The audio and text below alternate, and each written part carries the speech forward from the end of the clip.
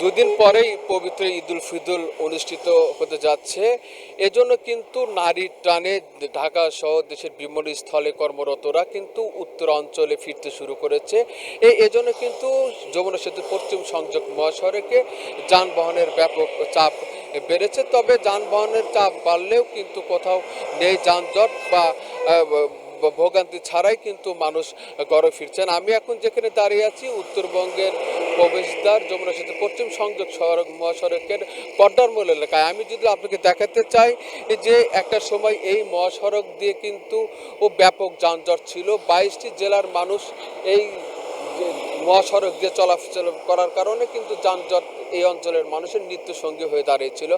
তবে সরকারের নানামুখী উদ্যোগের কারণে ঢাকা থেকে রংপুর পর্যন্ত 4 লেন 4 লেন সম্পূর্ণ হয় এবং যমুনা সেতু পশ্চিম সংযোগ থেকে হাটিকুমুরের পর্যন্ত 11টি উড়াল সেতু সম্পূর্ণ হয় এবং হাটিকুমুরের যে ইন্টারচেঞ্জের যে সার্ভিস লেনগুলো রয়েছে সেই সার্ভিস লেনগুলো খুলে দেওয়ার ফলে কিন্তু উত্তরাঞ্চলের ঘরমুখে মানুষরা কিন্তু শান্তিতে এবং স্বাচ্ছন্দ্য নিয়েই বাড়ি ফিরছেন। আমি যদি আপনাকে একটা বিষয় জানিয়ে রাখি যে উত্তরাঞ্চল এবং দক্ষিণাঞ্চলের 22টি জেলার মানুষ এই মহাসড়ক দিয়ে চলাচল করলেও কিন্তু এখনও কোথাও কোনো যানজটের দেখা মেলেনি। যমুনা সেতু দিয়ে যানবাহন পারাবারের সংখ্যা উল্লেখযোগ্য হারে বেড়েছে। গত 24 ঘন্টায় 46,943টি যানবাহন পারাপার হয়েছে এই মহাসড়ক দিয়ে। এর মধ্যে পূর্বমুখী ছিল 27,458টি এবং পশ্চিমমুখী ছিল 11,445টি, যা স্বাভাবিক সময়ের তুলনায় প্রায় 19,000-এর বেশি।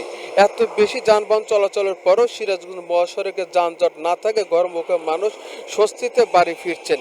একই সঙ্গে কিন্তু মহাসড়কে পুলিশ প্রশাসনের পক্ষ থেকে ব্যাপক নিরাপত্তা জোরদার করা হয়েছে। এই মহাসড়কে 3টি শিফটে প্রায় 1600 পুলিশ মোতায়েন করা হয়েছে। একই সঙ্গে রাতে কিন্তু পুলিশের পক্ষ থেকে একটি বিশেষ নিরাপত্তা ব্যবস্থা নেওয়া হয়েছে। মানুষ জানি ঘরমুখী স্বাচ্ছন্দ্য ঘরে ফিরতে পারে।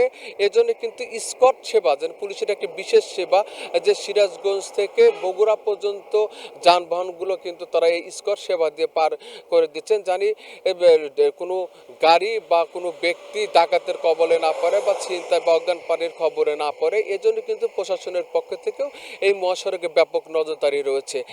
সর্বশেষ একটা কথা বলি যে এবারকার ঈদ কিন্তু অনেকটা আনন্দমুখর এবং মানুষ কিন্তু স্বাচ্ছন্দ্যেই বাড়ি ফিরছেন। বিশেষ করে আমরা দেখেছি যে ট্রাকে, বাসে এবং ব্যক্তিগত প্রাইভেট কার, হাইস এবং মোটরসাইকেল করেও কিন্তু মানুষ নিরাপদে বাড়ি ফিরছেন।